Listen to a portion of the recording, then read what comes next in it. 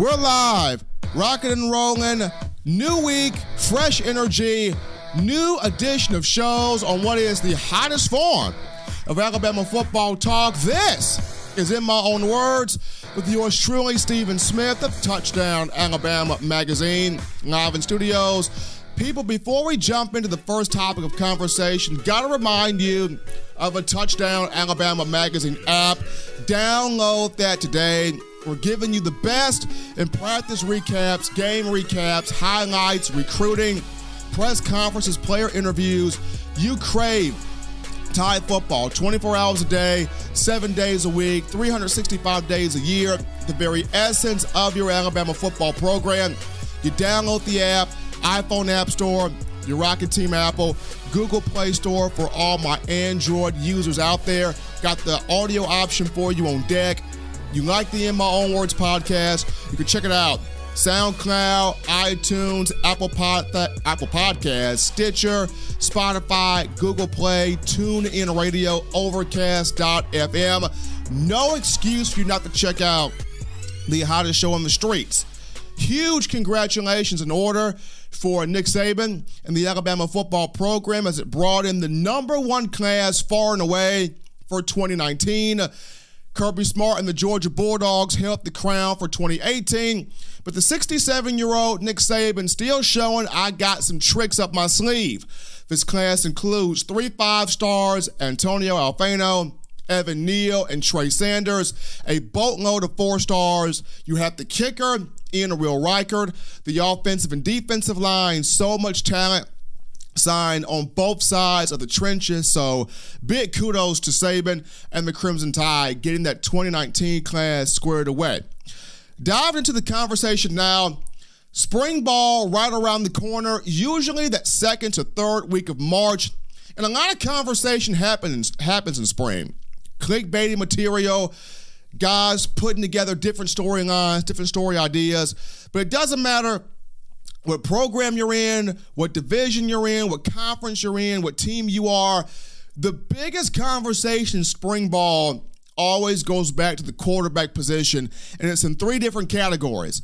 You're either in band 1, in which you don't have a starting quarterback, but you got a lot of guys competing for the job. The question's always, who wins the job? Who impresses the coaching staff? Who impresses the teammates? Who gets the fans on their feet? That's number 1. Number 2, if you've got a starting quarterback returning, but the coaching staff doesn't really trust the guy, the teammates around him are not really rocking with him, the fan base is like, he's good, he's decent, but maybe we can find somebody better. Then the question becomes, who beats this guy out? Who can knock this guy out? And then last but not least, the category where Clemson, Georgia, and Alabama find themselves in. You got the quarterback. He's really good. The fans love him. The coaching staff loves him. The players love him. He could potentially win you a national championship if he hasn't already done so. And the thing now becomes, who is his primary backup? You don't want him getting hurt, but in this day and age of college football, injuries are inevitable, and you got to find that primary backup. That's where Clemson, Alabama, and Georgia are. For the Crimson Tide, Tua Tagovailoa is the guy. There are some things he needs to work on, some things he needs to grow in, but the program, A-OK with Tua Tagovailoa. Now, question becomes, who's the guy behind him? As good as Mac Jones is, coming back for a sophomore year, he understands the system, probably doesn't have the physical tools that the guys behind him have, but remains to be seen. Can he take a strong spring performance and channel it into being good in the fall? That's his biggest issue. Behind him, you got Tua Tagovailoa, one of the young guns, one of the freshmen. The thing with him is, with his brother Tua already entrenched as the guy, and as good as he is, and as dynamic as he is, a lot of the fan base feels as though Tua's already here, he's already good. As good as Tua is, Talia possibly can be even better, and once Tua moves out, you slide Talia in, and there's no drop-off. Now, like his brother, Talia's got some injury issues, but he has to get a hold of. and that remains to be seen. But the name I feel like is going to be the primary backup behind Tua. I'm not a gambling man, but if I was in the casino rolling 7-Eleven, I would have my poker chip stacked to this guy right here. And that guy is none other than Paul Tyson. And the reason why I'm high on Paul Tyson is this right here. When you bring him up to the Alabama fan base, he's not that good, he's not that great, he's not uberly athletic. Bama just brought him in off the name. Bama just brought him in because he's Paul Bear Bryant's great-grandson. That's all it is. He's just another warm body. He does not have that wow factor. He does not stick out to people. Just Paul Bear Bryant's great-grandson. Folks, I'm going to tell you this right now. Do not sleep on Paul Tyson. This guy potentially can be the one, will be the one, that will win Nick Saban the 7th national championship that will put him over Paul Bear Bryant in terms of national championships where the University of Alabama is concerned. Me personally, I see 4 NFL quarterbacks in Tyson's game right now. Phillip Rivers, Ben Roethlisberger, Tom Brady, Drew Brees. Let me repeat myself for everybody in the back right now. I see 4 pro quarterbacks in this kid.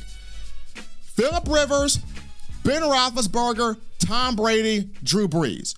In terms of Phillip Rivers, if you pop in a tape of Rivers for the LA Chargers and you pop in a tape of Paul Tyson, don't tell me this is not the same arm, the same fluidity, the same mechanics, the same accuracy. Don't tell me it's not the same.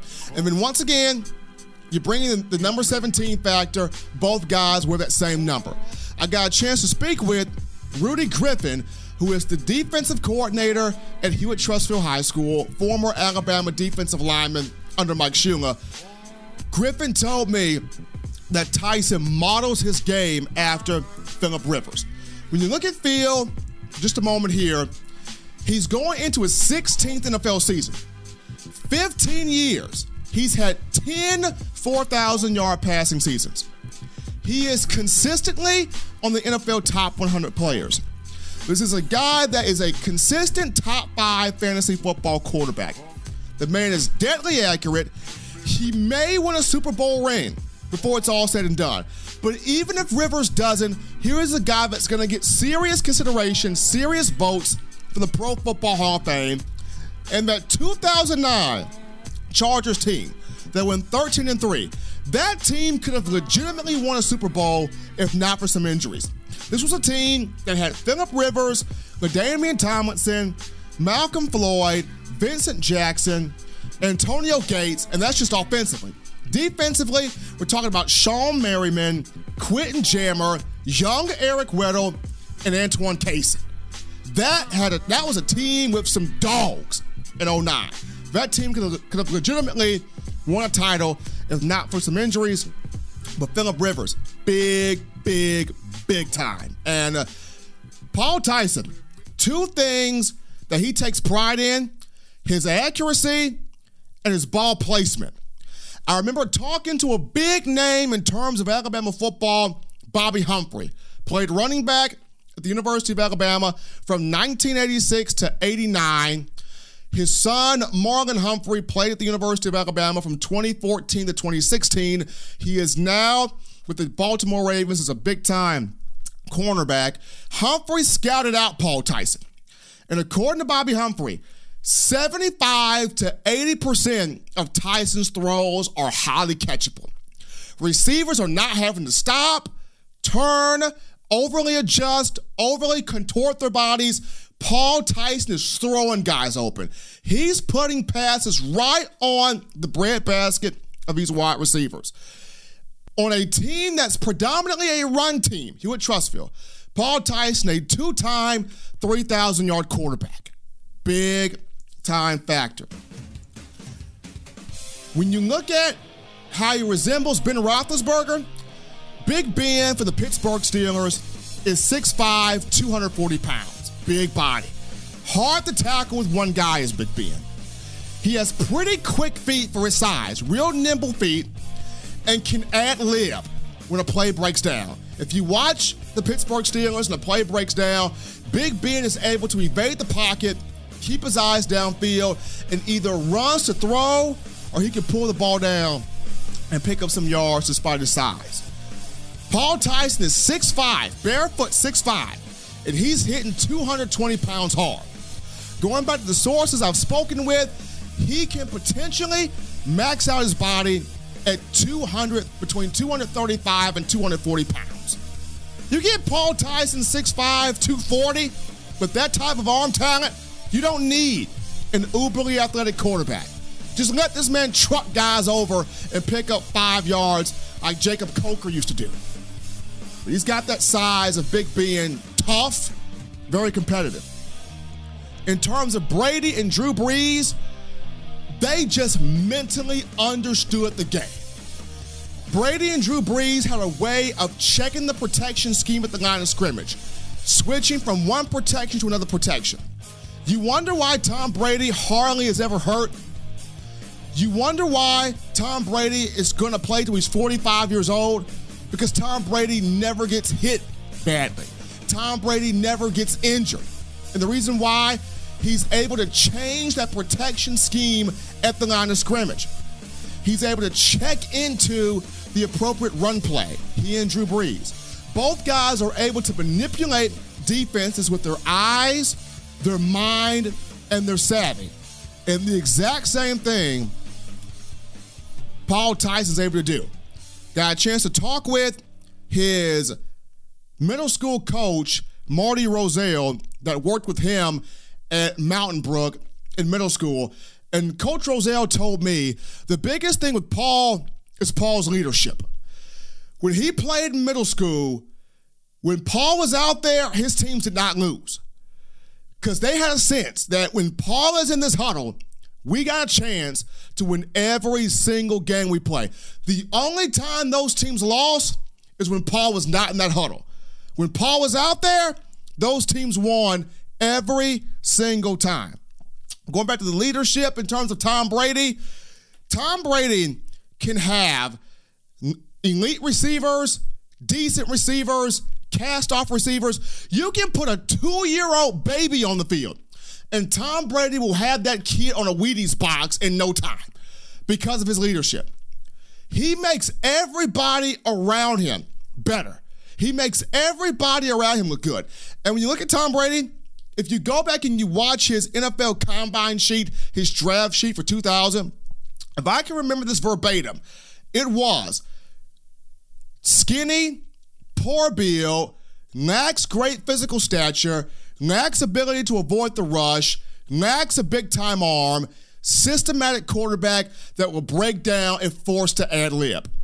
I'm quoting this kind of verbatim, but that was on Tom Brady's draft sheet. The guy ran a 5.2, the slowest time in Combine history, but yet a 6-time Super Bowl champion. Why?